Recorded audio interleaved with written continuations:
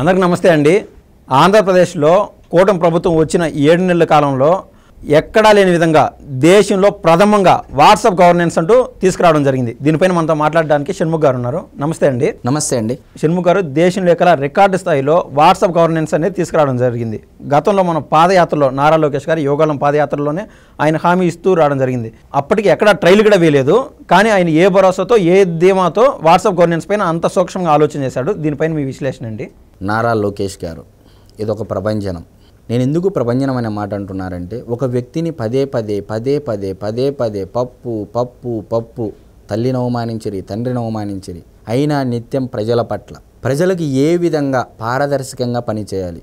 గతంలో జగన్మోహన్ రెడ్డి గారు చెప్పేవాళ్ళండి, DBT direct beneficiary transfer ద్వారా దాదాపు 2,70,000 కోట్ల రూపాయలు ప్రజలుగా నేరుగా ప్రజల అకౌంట్లోకి ప్రజల ఖాతాల్లోకి డబ్బులు వేసినామని చెప్తున్నారు. మరి అంత చెప్పినటువంటి జగన్మోహన్ రెడ్డి గారే అన్ని మాటలు ఏది చేసిన పథకాలే, తను చెప్పినటువంటి పథకాలుగా ఉన్న డబ్బులు వేసిన దానికి చాలా పబ్లిసిటీ చేసుకున్నారు. మరి ఈరోజు ఒక ఎంఆర్ఓ ఆఫీస్కి వెళ్ళినా, ఒక సచివాలయానికి వెళ్ళినా, లేకపోతే ఒక ఆర్డీఓ ఆఫీస్కి వెళ్ళినా, లేకపోతే కలెక్టర్ ఆఫీస్ దగ్గరికి స్వాతంత్రం వచ్చి ఎన్ని సంవత్సరాలు అయిందండి? దాదాపు 7 దశాబ్దాల పైమాటే. మరి టెక్నాలజీ ఇంత వేగంగా విస్తరించినటువంటి ఈ ప్రపంచంలో ఇప్పుడు గ్లోబలైజేషన్ వచ్చింది. ఇంకా మనం ఎంఆర్ఓ ఆఫీస్కి వెళ్ళి, ఇంకా మనం ఆర్డీఓ ఆఫీస్కి వెళ్ళి, ఇంకా కలెక్టర్కి వెళ్ళేసి ఎందుకు మనం సమస్యలు చెప్పుకోవాలి? ఎందుకు ఈ ప్లాట్ఫామ్ను ఉపయోగించుకొని ఒక టోకెన్ జనరేట్ అవుతుందండి. ఒక సమస్యను మనం ఆ వాట్సాప్ ద్వారా పంపిస్తే ఒక టోకెన్ జనరేట్ అవుతుంది. ఇంత టైం స్పాన్ లోపల రిప్లై రావాలి. గతంలో ఏంటంటే మనం మాన్యువల్గా ఒక కంప్లైంట్, ఒక అర్జీ పెట్టుకుంటే దానికి అక్నాలెడ్జ్మెంట్ ఇచ్చేవాళ్ళు. ఇప్పుడు అలా కాదండి. టెక్నాలజీ, చంద్రబాబు నాయుడు గారంటే టెక్నాలజీని అందిపుచ్చుకునేటువంటి, దాన్ని ఉపయోగించేటువంటి వ్యక్తి చంద్రబాబు నాయుడు గారు, నారా లోకేష్ గారు. ఇప్పుడు తండ్రికి తగ్గ తనయుడిగా తండ్రి నడిచినటువంటి బాటలోనే నారా లోకేష్ గారు ఆయన 1 అడుగు ముందుకేసి ఈయన 2 అడుగులు ముందుకేయడం జరిగింది. WhatsApp governance. సరే, ఇది ఇంప్లిమెంట్ చేయడానికి కొంత సమయం, అంటే కొన్ని ఇంప్లిమెంటింగ్ ఛాలెంజెస్ ఉంటాయి. మొదటగా మనం ఇంప్లిమెంట్ చేస్తున్నాం కాబట్టి మొదట్లో కొన్ని ఇంప్లిమెంటింగ్ ఛాలెంజెస్ ఖచ్చితంగా ఉంటాయి. అది ఏ ప్రాజెక్టుకైనా. దాదాపు ఇప్పుడు 161 సేవలు వాట్సాప్ సర్వీస్ ద్వారా మొదటి విడతలో, రెండో విడతలో 360కి పైగా సేవలు అందిస్తామని చెప్పేసి నారా లోకేష్ గారు మీడియా ముందు ప్రకటించడం జరిగింది. మరి ఈరోజు చాలామంది ఇప్పటికీ స్వతహాగా జన్మించిన తర్వాత బర్త్ సర్టిఫికేట్ కావాలి, బర్త్ సర్టిఫికేట్ ఉన్నప్పుడు డెత్ సర్టిఫికేట్ కావాలి, దాని తర్వాత లైసెన్సు కావాలి, దాని తర్వాత అడంగులు సంబంధించి caste certificate, income certificate, current బిల్లులు, ఇన్ని రకాల సేవలను ఒక వాట్సాప్ ద్వారా, ఒక మొబైల్ ఉంటే మన ఇంట్లోనే మనం చేసుకునే విధంగా చేయగలిగితే ఇంకా ఎక్కడ అవినీతి ఉంటుందండి? జగన్మోహన్ రెడ్డి గారే కాదండి, ఏ ప్రభుత్వాలంటే ఇంతకుముందు ఈ వాట్సాప్ గవర్నెన్స్ రాకముందు ఎంత అవినీతి జరిగేదండి? ఒక సర్టిఫికేట్ కావాలంటే దాంట్లో అన్ని కరెక్ట్గా ఉన్నా కూడా ఎంఆర్ఓ దగ్గరికి ఫైల్ పోదు. 1000 రూపాయలు ఎంతో కొంత దశమ భాగం ఇచ్చుకోవాల్సి ఉంటుంది అక్కడ ఉన్నటువంటి కొంతమంది అధికారులకు. ఇది జగమెరిగినటువంటి సత్యం. ఎక్కడ? కింది స్థాయి అధికారి నుంచి కలెక్టర్ వరకు తెలుసు, కింది స్థాయి కార్యకర్త గ్రామ సర్పంచ్ నుంచి ముఖ్యమంత్రి వరకు కూడా తెలుసు. ఆ పార్టీలో దశమ భాగం లేకోకుండా ఎంఆర్ఓ ఆఫీసులో, ఆర్డీఓ ఆఫీసులో, కలెక్టర్ ఆఫీసులో ఏమీ జరగవనేది ఇది ప్రజలందరికీ తెలిసినటువంటి వాస్తవం.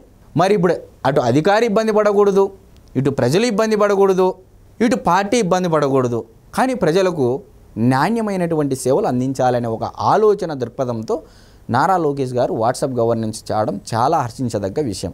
ఉండొచ్చు అటు ఇటు కొన్ని పొరపాట్లు ఉంటాయి, ఖచ్చితంగా ఇంప్లిమెంటింగ్ చేస్తున్నారు కాబట్టి. రాబోయే రోజుల్లో ఎంఆర్ఓ ఆఫీస్కి పోవాల్సిన పనే ఉండదు, రాబోయే రోజుల్లో ఆర్డీఓ ఆఫీస్కి పోవాల్సిన పనే ఉండదు, రాబోయే రోజుల్లో కలెక్టర్ ఆఫీస్కి పోవాల్సిన పనే ఉండదు. ప్రతి ఒక్కదానికి అధికారులను బాధ్యత చేసే విధంగా నారా లోకేష్ గారు చర్యలు తీసుకుపోతూ ఉన్నారు. 160 సేవలంటే ఈరోజు అండి ఎంత హర్షించదగ్గ విషయం. ఈరోజు ఒక వ్యక్తి ఫర్ ఎగ్జాంపుల్ ఒక క్యాస్ట్ సర్టిఫికేట్ తీసుకోవాలని చెప్పేసి వెళ్తున్నాడు, లేదా ఒక ఇన్కమ్ సర్టిఫికేట్ తీసుకోవడానికి వెళ్తున్నాడు. గతంలో ఏంటంటే ఎంఆర్ఓ ఆఫీస్కి, ఇప్పుడు సచివాలయాలకు వెళ్ళి ఇచ్చినా కూడా అది ఇటు తిరిగి మళ్ళీ ఎంఆర్ఓ దగ్గరికి పోవాలి. పోయిన వీళ్ళు ఏం చేస్తారు? చెప్పులు వేసుకొని ఛార్జీలు ఇక్కడ నుంచి మొదలు పెట్టాలి. ఎంఆర్ఓ ఫస్ట్ సచివాలయానికి, దాని తర్వాత ఎంఆర్ఓ ఆఫీస్ మండల కేంద్రానికి వెళ్ళాల్సి ఉంటుంది.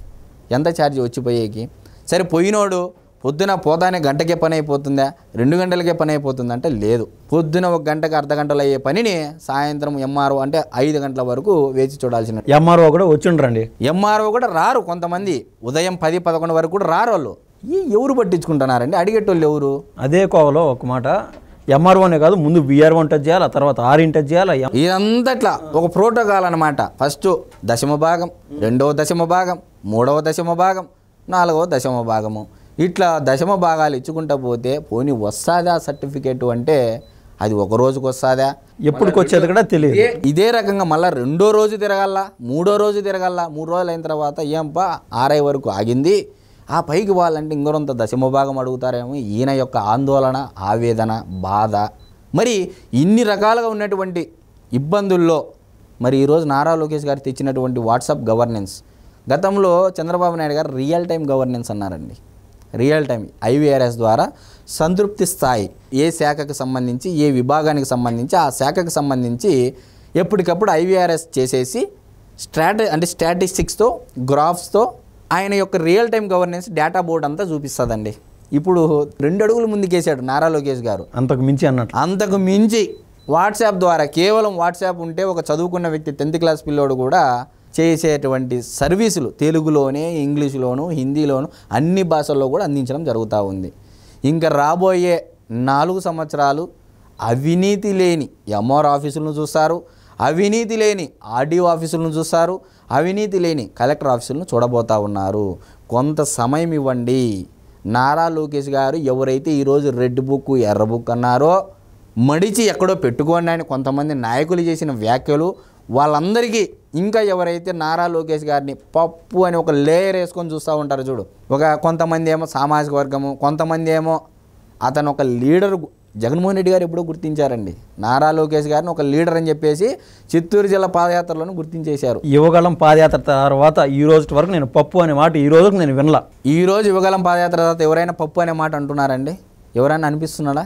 జగన్మోహన్ రెడ్డి గారే ఢిల్లీ జంతర్ మంతర్ వేదికగా chief minister son Nara Lokesh shows a red book అని చెప్పేసి చెప్తా ఉన్నాడు.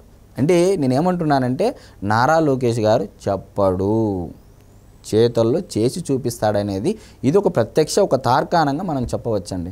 ఫైనల్గా ఒక విషయం చెప్పండి, ఇండియా లెవెల్లో క్యాష్లెస్ ఇండియా, డిజిటల్ ఇండియా అని మొత్తం ఫోన్పేలు ఇవన్నీ అందుబాటులోకి వచ్చేసాయి. ఫోన్పే, గూగుల్ పే అంట. తోపుడు బండ్ల పైన కూడా, అరటి బండ్ల బండివాడు కూడా ఫోన్పే వాడుతున్నాడు. సో ఇదే కోవలో ఆంధ్రప్రదేశ్లో పెట్టినటువంటి వాట్సాప్ గవర్నెన్స్ అనేది ప్రజల్లోకి ఆ మేరకు చొచ్చుకుపోతుందంటారా? ఖచ్చితంగా అండి. కొంత సమయం నేను ఇందాకే మొదట్లో మీకు చెప్పా, ఏదైనా ఒక ప్రాజెక్ట్ ఇంప్లిమెంట్ చేసే ముందరగా చాలా సులభంగా వెళ్ళాలి అంటే అంత ఈజీ కాదు. ఇప్పుడు చదువుకున్న వాళ్ళు ఉంటారు, చదువుకోని వారు ఉంటారు. దీని పట్ల అవగాహన కల్పించాలి. ముఖ్యంగా గ్రామీణ ప్రాంతాల్లో సచివాలయాల ద్వారా, సచివాలయాల్లో పనిచేసినటువంటి ఉద్యోగస్తుల ద్వారా వాళ్ళకు ఒక అవగాహన కల్పించాలి.